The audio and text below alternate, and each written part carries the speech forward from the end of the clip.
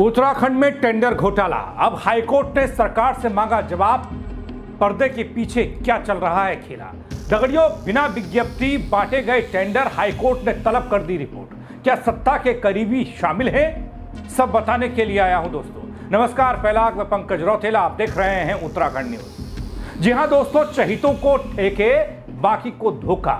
Chakrata tender पर high court की पैनी नजर है। जांच में खुलेंगे बल राज। सब बताऊंगा आपको। आपसे गुजारिश बस इतनी सी है कि आप अंत तक मेरे साथ वीडियो में जरूर बने रहें ताकि कोई जानकारी छूटे ना। दोस्तों, उत्तराखंड की शांत वादियों में बसा देहरादून का चक्राता इलाका अब सुर्खियों में है बल, क्योंकि इस बार वजह इसकी खूबसूरती नहीं बनी, सियासी बनी है। और वो टेंडर बना है और व्यवस्था बनी है। सियासी व्यवस्था की बदसूरत परछाई को दिखाने के लिए आया हूं दगड़ियों, जरा गौर कीजिएगा। नैनीताल हाईकोर्ट ने एक मामले की सुनवाई के दौरान राज्य सरकार से वो सवाल पूछे हैं जो आज आम जनता के दिल में तैर रहे हैं बल। किस नियम के तहत बिना विज्ञप्ति टेंडर बांट दिए गए? अब इस मामले में कोर्ट का कड़ा रुख, ये कि रिकॉर्ड 2 हफ्ते में पेश करिए साहब। क्या होगा बल? रिपोर्ट पेश होगी या नहीं? अब पेश तो करनी पड़ेगी, कोर्ट ने कहा है। बात होगी आगे चलकर। पहले खबर समझिए दगड़ियों। बिना विज्ञप्ति जारी कर दिए गए टेंडर चहितों को बांट दिए गए, आवंटित कर दिए गए, यह आरोप लगा। दरअसल देहरादून के रहने वाले आर्मी के रिटायर्ड यशपाल सिंह समेत कई लोग हैं जो नैनीताल हाईकोर्ट पहुंचे और याचिका दायर की, जिसमें उन्होंने कहा कि देहरादून के चक्राता में राज्य सरकार की ओर से बिना टेंडर की विज्ञप्ति जारी की गई, अपने चहितों को टेंडर आवंटित कर दिए गए। समझिएगा खेल क्या चल रहा है बल।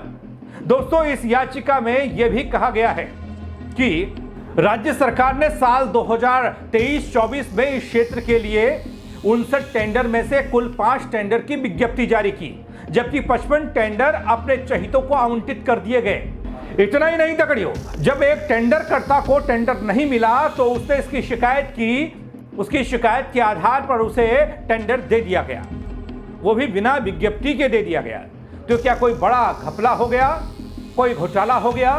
क्योंकि मुख्य न्यायाधीश जी नरेंद्र और न्यायमूर्ति सुभाष उपाध्याय की खंडपीठ ने राज्य सरकार से सख्त लहजे में पूछा है बल कि आखिर कैसे 2023-24 में 59 में से सिर्फ 5 टेंडर की विज्ञप्ति जारी की गई और बाकी 55 टेंडर सीधे सीधे चहितों को दे दिए गए। कोर्ट ने 2 हफ्ते में विस्तृत रिपोर्ट तलब की है। दोस्तों, यह सिर्फ भ्रष्टाचार नहीं, यह लोकतंत्र के उस स्तंभ पर प्रहार है जिसमें पारदर्शिता सबसे पहली शर्त है। अब दोस्तों, इसे ऐसे भी समझिए, टेंडर में बिड्स लगाई जाती हैं, बोली लगाई जाती है। बिड्स लगाने से राज्य सरकार को राजस्व मिलता है। याचिका में यह भी कहा गया है कि विज्ञप्ति जारी करने पर उस टेंडर में बिड्स यानी कि बोली लगाने वाले कई ठेकेदार होते हैं। निर्धारित बोली से ज्यादा की बोली लगने और उस कार्य को करने वालों से ज्यादा जो मुनाफा राज्य सरकार को होता है, प्राप्त होता है, आय मिलती है, वो नहीं मिली। यहां कोई विज्ञप्ति जारी नहीं होने के कारण सरकार को राजस्व की हानि हो गई। इसमें कोई मोल भाव ही नहीं होता है। तो दगड़ियों, जब टेंडर की खुली विज्ञप्ति होती है तब कई ठेकेदार अपनी बीडिंग करते हैं, अपनी बोली लगाते हैं, जिससे सरकार को ज्यादा बोली मिलने पर अतिरिक्त राजस्व मिलता है। वो नहीं मिला बल। लेकिन जब टेंडर गुपचुप तरीके से बांटे जाएं तो सरकार को होने वाली आमदनी पर निजी फायदे का ताला लग जाता है। तो सवाल यह है, क्या जनता के हिस्से की कमाई किसी और की जेब में जा रही है? जिसमें मैंने आपको पहले बताया था। और सबसे चौंकानी बात तो यह कि याचिका में कहा गया कि एक ठेकेदार ने जब शिकायत की गई उसे टेंडर क्यों नहीं मिला, तो उसे भी बिना विज्ञप्ति जारी किए हुए टेंडर दे दिया गया। साहब, गजब हो रहा है बल, गजब गजब हो रहा है अपने प्रदेश में। देहरादून प्रदेश की राजधानी, यहां का चक्राता इलाका, क्या यह पूरी व्यवस्था को ही एक मजाक में तब्दील कर दिया गया है दगड़ियों? जब सरकार की जवाबदेही है, अगली सुनवाई 2 हफ्ते बाद कोर्ट करेगा। क्या होगा बल? बताऊंगा आपको, लेकिन हाईकोर्ट ने सरकार को दो टूक शब्दों में कह दिया है। पूरी टेंडर प्रक्रिया की रिपोर्ट और दस्तावेज अदालत में लेकर पहुंची है। यह आदेश सिर्फ एक प्रशासनिक निर्देश नहीं है, बल्कि एक चेतावनी भी दिखता है कि अब जनता की नजरें इस घोटाले पर हैं, इस घपले पर हैं, इस टेंडर प्रक्रिया पर हैं, जिसमें विज्ञप्ति जारी नहीं होने के बावजूद भी टेंडर बांट दिए गए, अपने चहितों को दे दिए गए।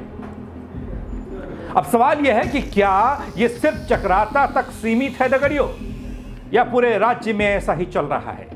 क्या टेंडर देने की आड़ में राजनीतिक कृपा बांटी जा रही है?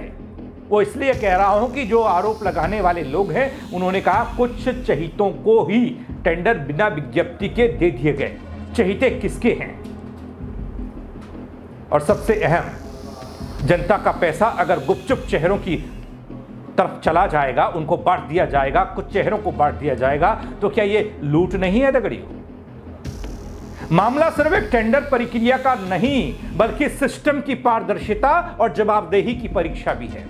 हाईकोर्ट की सख्ती एक सकारात्मक शुरुआत लगती है दगड़ियों, बशर्ते सरकार अब सिर्फ कागजी जवाब नहीं, बल्कि ईमानदार नियत के साथ अपनी बात रखे, सामने आए। वरना आने वाले समय में चक्राता कि ये गूंज पूरे उत्तराखंड में सुनाई देगी। बल कब तक चुप रहेगा सिस्टम, और कब तक बढ़ते रहेंगे टेंडर गुपचुप तरीके से चुपचाप अपने चहितों को? ऐसे में तो राजस्व का नुकसान ही है। तमाम वो ठेकेदार जो रजिस्टर्ड हैं, जिनकी जो आप कह सकते हैं कि जमानत पहले से जब्त होती है, वहां पर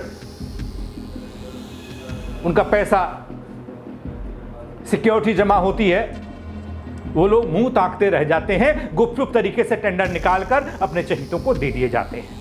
इस खबर को लेकर आप क्या कहना चाहेंगे दगड़ियों? क्या आपके आसपास भी कुछ ऐसा हो रहा है? तो आप कमेंट के जरिए बताइएगा जरूर। खबर को लाइक करिएगा, शेयर करिएगा और ठेकेदारों और लोगों तक पहुंचाइएगा, क्योंकि यहां पारदर्शिता की बात होती है, वहां गुपचुप काम नहीं होता। मेरे साथ जुड़ने के लिए आप सबका बहुत शुक्रिया दगड़ियों। जय उत्तराखंड।